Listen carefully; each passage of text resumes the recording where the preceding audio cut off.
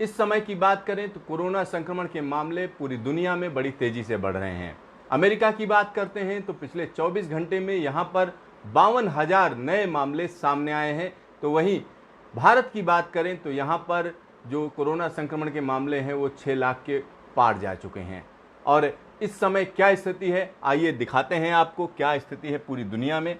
यहाँ पर अगर हम यूएसए की बात करें तो यूएसए में जो मामले हैं वो 27 लाख के आसपास पहुंच रहे हैं और ये स्थिति लगातार बदलती चली जा रही है।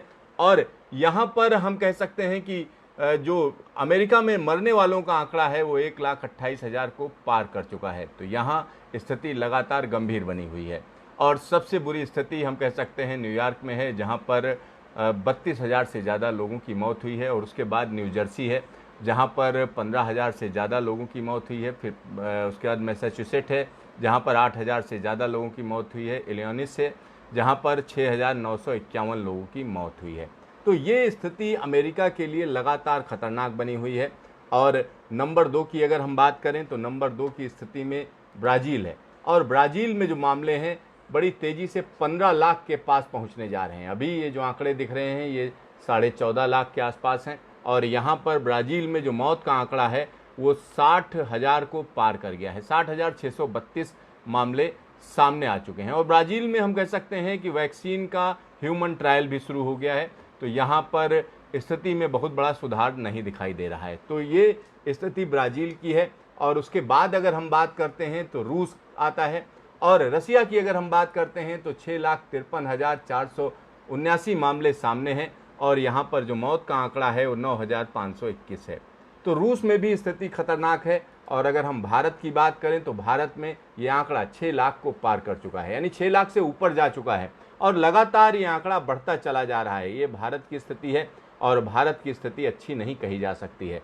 और यहाँ पर जो मरने वालों का आंकड़ा है ये 18,000 के पास जा रहा है, यानी इस समय तक की बात करें तो 17,834 लोग मारे जा चुके हैं और ये लगातार बढ़ रहा है।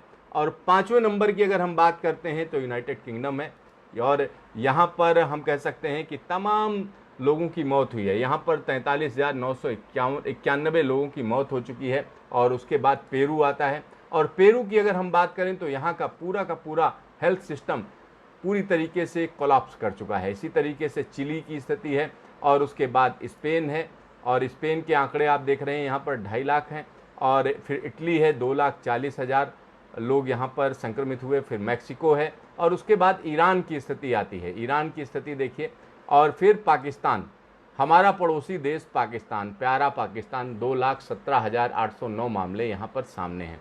और उसके बाद फ्रांस है, फिर तुर्की है, फिर जर्मनी है, फिर सऊदी अरब है। सऊदी अरब में भी स्थिति अच्छी नहीं है और आप यहाँ देख सकते हैं क्या स्थिति है।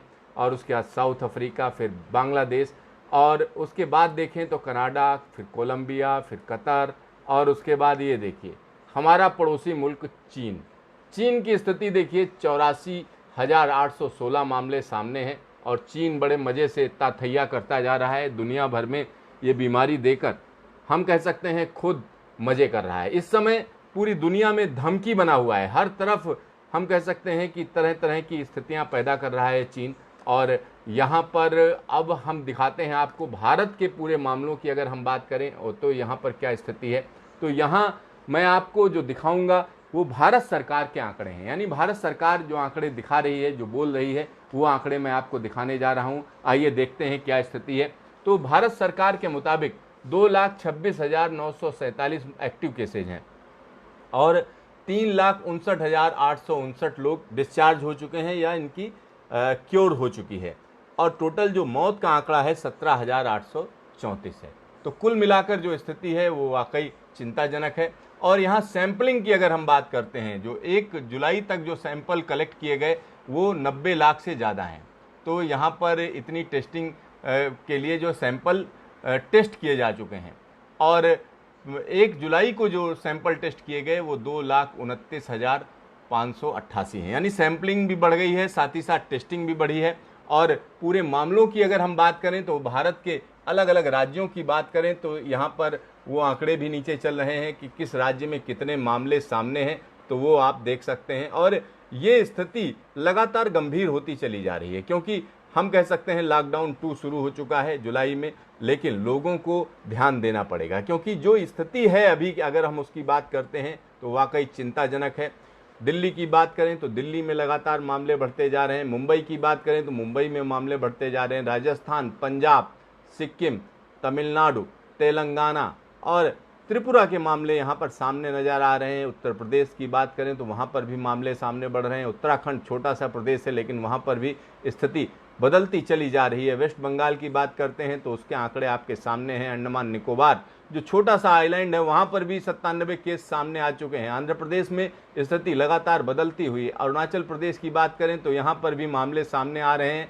असम में तेजी से हम कह सकते हैं संक्रमण बढ़ा है। साथ ही साथ बिहार में अगर हम देखें तो बिहार में तो टेस्टिंग की फैसिलिटी ही नहीं है, लेकिन जो भी टेस्ट किए गए उसमें 10,000 से ज़्यादा संक्रमण के मामले सामने आए हैं। और यहाँ चंडीगढ़ में देखिए किस तरीके से मामले ऊपर बढ़े हैं। तो कुल मिलाकर हम कह सकते हैं कि स्थिति एक तरीके से बड़ी तेज़ी से बदल रही है। और दिल्ली जो केजरीवाल पूरी मेहनत कर रहे थे, यहाँ पर 87,360 मामले सामने हैं। यानी दिल्ली का हाल बेहाल कर दिया केजरीवाल सरकार ने। और मोहल्ला क्लिनिक चुपचाप देखती रही कि मोहल्ला क्लिनिक के नाम पर तमाम तरीके का टिटिम्मा किया गया, तमाम तरीके के ड्रामे किए गए। और ख़ास तौर पर केजरीवाल ने तमाम पैसा हम कह सकते हैं कि एक पानी की तरह बहाया, जिसमें वो अपनी इमेज बनाना चाहते थे।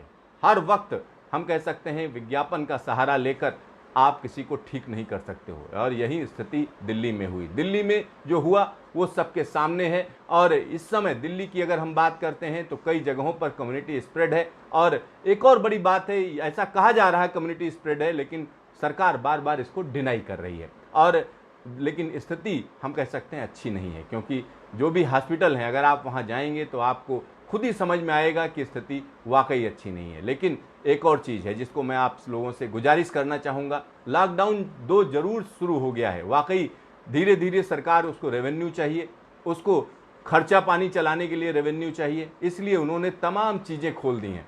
लेकिन एक बात सबसे बड़ी है कि जान है तो जहान है। आपकी अगर सलामती है, अगर आप सही सलामत हैं तो आगे सारी चीज़ें हो सकती हैं। सर है तो पगड़ी 1000 मिलेंगी, ये कहावत एक पुरानी कहावत है। तो वो हम निश्चित तौर पर कह सकते हैं लोगों को सतर्क रहना चाहिए। जब तक ज़रूरी ना हो तब तक आप बाहर ना जाएं, और बगैर मास्क के तो कतई ना जाएं।